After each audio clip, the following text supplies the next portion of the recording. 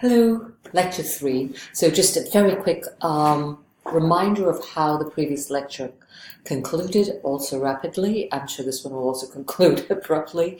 I was talking about how we might find the Burger King ad to be inappropriate, specifically because it has queer intimacy implicated, right, between the king and a random dude sitting in bed, right? But we usually don't have conversations about, say, the Doritos ads or the other burger ads or fast food ads or beer ads that also implicate sexuality and sexual energy and activity between two people, but those happen to be heteronormative intimacies. I wouldn't even call them intimacies, but let us dignify those. Otherwise, not dignified implications, right? So the Burger King ad is creepy because it is subtly, slowly, and indirectly suggesting that it is like those ads, only almost like those ads, right? And the point of difference, that these are two men, as opposed to, say, a woman being consumed in the ad by the male gaze, right? By the hetero male gaze. Instead of that, we are seeing two men, and that difference is what makes it creepy, right? But it is implicating an entire culture in fast food promotion and fast food advertisement and fast consumption of fluids and foods that thrives on sexualizing the experience. So it is not entirely different from many other things that we see which pertain to fast food. And I'm harping on this because notice how in all your comments you didn't bring up how the similarity exists, that there is something of a history of sexualized fast food consumption in advertisements, specifically coming out of the US, right? And if you do, say, just a regular Google search for fast food and like sexy women, it will show up. Like you'll get really quick results, which are targeted towards a hetero audience, and they're partially funny, partially sexy, partially sarcastic, because of course nobody who looks like a supermodel can afford to eat at McDonald's, or not McDonald's. I don't think McDonald's goes to those, that does not cater to that kind of an audience that wants to sexualize, I don't know what McDonald's foods can be called. Like their variety of the burger as a Big Mac. Big Mac, there you go. I'm sorry. I don't mean to sound snobbish, but I don't eat fast food for all sorts of reasons. So I'm not familiar with what exactly each of these companies puts out as their signature product, right? But I would like you to think about creepiness as something which is familiar, right? A la the uncanny, that prevents itself from seeming entirely familiar and therefore comfortable, because of just maybe one tiny little difference, but that tiny little difference becomes our point of fetish and focus, and we therefore dismiss everything else that is similar to us. Going back to the first lecture, we are almost like the creepy guy, but there's this one thing that makes us different, that makes us better and that person creepy, that makes us normal and that person creepy. The same thing is being applied to the Burger King ad. I'm going to jump to a discussion of the film, The Dark Knight, and I'll bring up the mask from the king, but also this idea of the mask that the clown figure, the Joker, has in the film, right? And the character of the Joker and the character of clowns in general that rely on masking in order to produce whatever affective response they desire in us, right? So The Dark Knight and Batman series in general really does thrive on producing creepiness in us, right? The affect of creepiness, the aesthetic of creepiness is crucial to the success of the antagonistic characters. So think about the whole slew of villains, right? In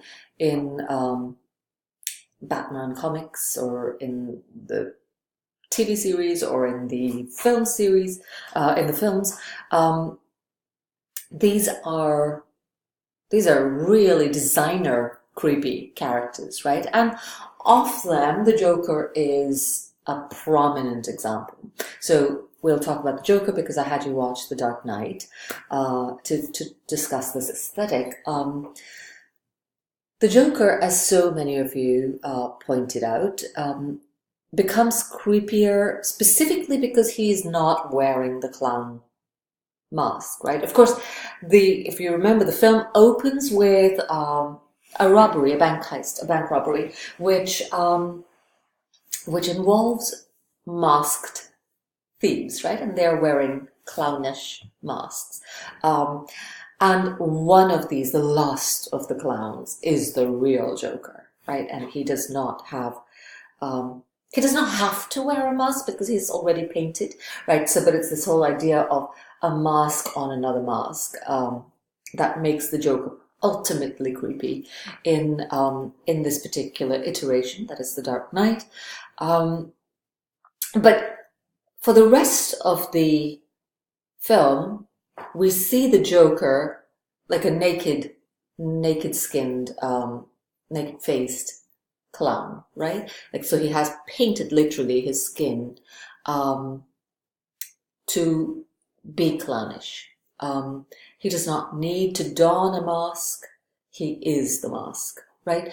But that translucency of his clownish, jokery appearance, the fact that he's so close to his true skin, right? His aura, his performance, his mask is so close to the real self that he is, that renders him all the more perverse, right? All the more creepy.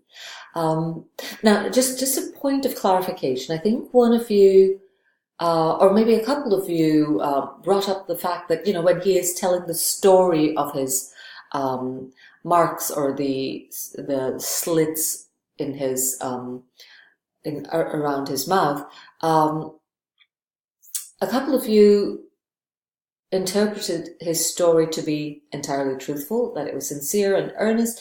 There is no way of knowing that, right? We don't have clear, in the plot of the film, we don't have a clear access to the truth behind those injuries, whether they're self-induced, whether his father did it, whether his wife did it. We have no idea whether the Joker is speaking the truth or not. And that, of course, is part of the creepiness, right? That he's almost believable, which is the reason several of you believed the story to be sincere. Again, in the parameters of this film's plot, we don't know. All right, and if you have prior knowledge or external knowledge of the clown character, you can bring it in, but the film itself does not allow us to know what the truth is about his scarred face, right? So the almost believability, the almost sincerity with which he provides us with narrative, right, provides us with a story, makes the Joker creepy. Because just as I was saying in the previous lecture, or maybe the second lecture, we slip into a sympathy, right? Who would not want to sympathize with a person whose father probably like took a knife to his mouth and just sliced him up, right? I mean, we understand the horrible pain that this character might have gone through, and we start believing that that's clearly what messed him up, and there is a reason for it. It may be not justifiable. It's maybe not justifiable, but it is understandable why he is the way he is, so on and so forth. You see how we slowly but steadily start slumping as moral judges, right, of his villainy, and we start becoming sympathetic listeners until it is almost too late, right? But who comes to the rescue? Who comes to our rescue is not it's not the anti-villain who shows up and is everything different from the villain, right? Very remarkably and also kind of predictably in the Batman oeuvre. The protagonist who shows up to save the day and save us from our moral decrepitude, from our moral decline, is another creepy character, right? None of you discussed Batman as creepy, but I would like us to draw attention to, or I'd like to draw your attention to the creepiness of Batman, right? Most people find bats to be creepy, horrible, scary. People have phobias regarding them. People have nightmares regarding them. Bats, spiders, in the case of Spider-Man. I mean, we can go on and on with how there is a sort of lineage of creepy things, or horrible things, I should say, that are transformed, made more humane and mundane, and therefore more creepy as opposed to horrible, that are given to us in the superhero genre. And Batman, I would argue, is one such example, right? So he dons a bat's mask, right? He too, like the Joker, wears a mask. He too relies on deception and secrecies of various sorts. He is indirect, right? And he gets his way by hook or crook. I could be describing the Joker to you, right? But what differentiates the Batman figure from the Joker is the fact that he shows up and reminds us of what is important for us to retain as moral sensibility, right? And he takes the blows for us. He becomes the creepy character. He becomes a rival creepy character who is going to draw us away from the bad creepy character, right? We become pro-Batman, the good creepy character, and in becoming pro-Batman, we have to steer away from the bad creepy character, which is the Joker, right? But what the film does is that it juxtaposes two forms of creepiness and tells us that we have to choose between the two, right? Or we can dance between these two, vacillate between the two creeps of the film. Both of them are masked. One of them is literally wearing a mask, right? Which is the Batman character, and the other one is a painted fool. The whole thing plays up also on an entire genre of deception and camouflage that is attached to clowns, right? We have a lot of horror films, a lot of serial killer type movies, which play up on our anxiety that a clown, a person who's supposed to be funny, is supposed to make children laugh, is supposed to be identified with, for some reason, innocence, becomes the antipathy and the antithesis of all of that, right? So we are traditionally, well, we're defamiliarized with the traditional clown character, and then we are kind of slowly made familiar. I have to hang up again. I mean, I have to close shop